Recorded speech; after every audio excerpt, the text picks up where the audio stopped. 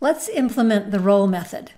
Now, oops, notice that I haven't used the naming convention. So for functions and for member variables, we start them, the naming convention that I'm using uses capital letters for those functions and member methods. The naming convention is the same for functions outside of a class and methods within a class. So I'm going to change that to capital R. And then to implement it, I'm going to go into dice.cpp. And I'm going to start by saying, I'm going to start with the class name and use the scope resolution operator. And it comes up and it shows me that there's the roll method that's available. And I'm going to click on that and notice that it creates the signature for me. Because it already has the declaration, it knows that this method has a return of an int. It gives me the curly braces that I can use to put the function body. And notice where the name of the class goes. It is adjacent to the name of the method itself, right? It's not by the return type. It's not anywhere else. It's just right with the name of the method itself.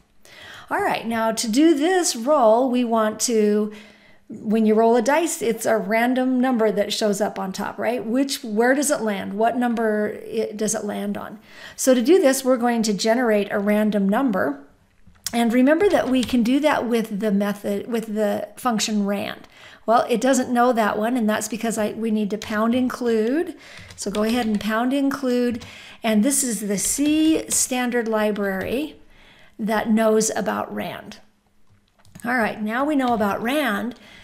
What does rand do? Rand returns a number, an integer, in the range of 0 to rand max, which is just over 32,000 numbers. And that's not the range we want for our dice, right? We don't want any 20,000 number. What we want is we want one of the sides. So for my first dice, we want 1 to 6. For my second dice, we want 1 to 12. So we have to use this number, this random number that's returned, to give us the right range. And the way we do that is we mod by however many numbers that we need in the range, right? So in my first dice, we need 6 different numbers. And in my second dice, we need 12 different numbers. So what we can see is this number is going to be different for each dice. So as we create each variable that's of type dice, each one will have a different number options for what it can be face up. So how are we going to know what to do this by? Because we want this to work for all dice.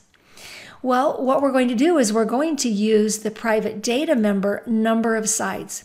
When a dice is created, it has a number of sides. Each dice will have its own number of sides. My first dice has a number of sides whose value is 6.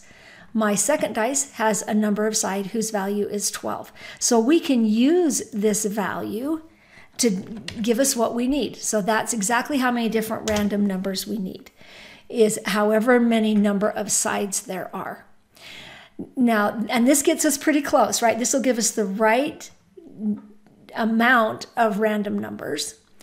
It's not quite the right range. For 6, because it's the modulus is the remainder of dividing it. So if I divide by 6, the possible remainders are 0 through 5. And that's 6 different numbers, but they're not quite the right range. I don't need 0 to 5, I need 1 to 6. How do I shift that? I just simply add 1. And then that shifts it. So what happens here is you mod by the however many different numbers you need, and then you shift it so they're in the right range. So now what'll happen, if this is 12, if I divide by 12, the possible remainders are 0 to 11. That's 12 different numbers. And then I add 1 to it, and it'll shift that range to 1 to 12. So this will give me the right range. And that range will fit the actual dice, right? It'll be dependent on however many sides that particular dice has. Okay, so now I've got this number that we've randomly generated to identify that what is the dice on now? What do we want to do with this? Well, the other data value that we have in this dice class is its current value. And when we created my first dice, the constructor set it to 2, right? And that's what its current value is. But now that we roll it, it's going to be a different value, right? So how do we change the value of the dice? Well, the way we do that is we just simply assign it this value.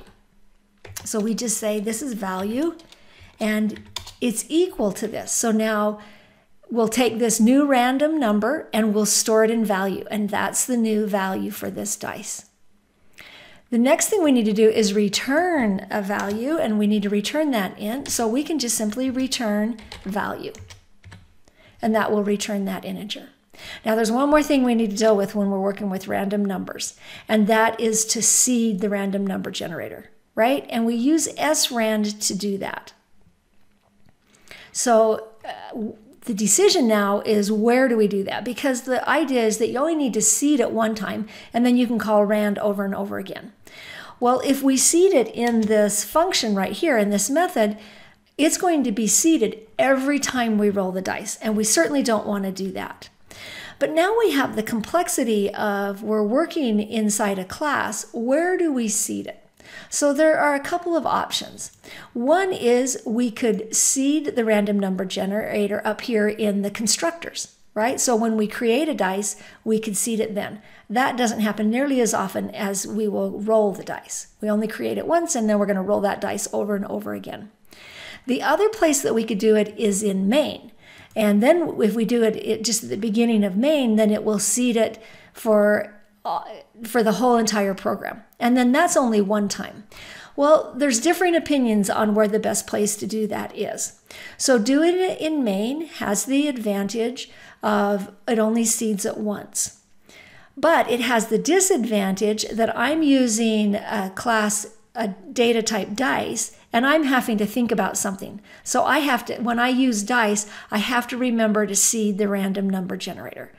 So one of the nice things about having classes that are already written and all the functionalities there is, could you just say, oh, I don't have to worry about it. Dice knows everything it has to do, and it takes care of all the details.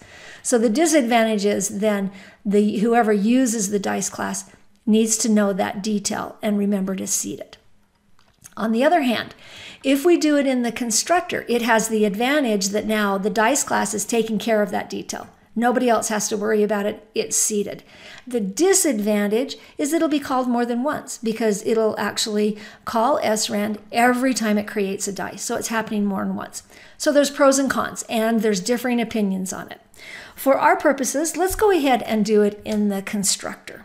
So we're going to call srand. And now we want to seed it with a value that's different every time we call it. And we're going to use the time function to do that. And to use the time function, we need to pound include ctime. And then we can call the time function. And this one, and we can use null as the parameter. And what this does is it returns an integer that is the number of seconds from January 1st, 1970 till now. So it's an integer that changes every second, which makes it work for us being random every time we call it. Okay, so we'll need to do it in that constructor. We'll also need to do it in this constructor. So there we have seeded the random number generator, and we've written the roll method that creates a random number.